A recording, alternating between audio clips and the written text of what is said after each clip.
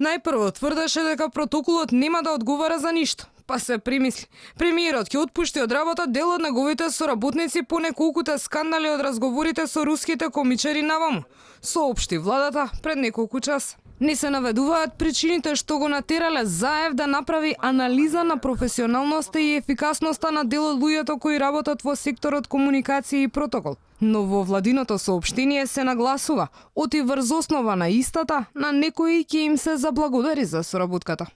Во тек е унапредување на протоколите и правилата за закажување состаноци за спроведување на телефонски разговори во кабинетот, со цел да се обезбеди високо ниво на проверки и заштити на комуникациите на претседателот на владата.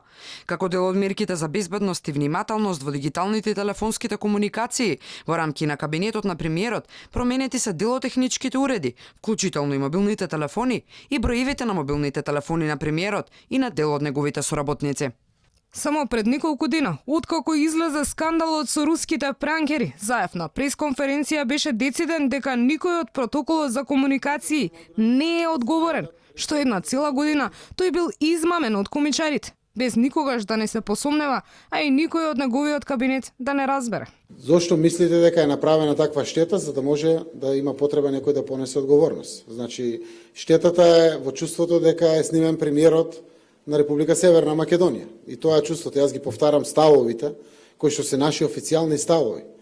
Јас лично сум верувал дека постои тој состанок и официјално како премиер зборам на самиот тој состанок. И апсолутно, ако некој сум повредил со таквите ставови, знам да се извинам во тој дел и апсолутно не мислам дека треба да се понесе одговорност.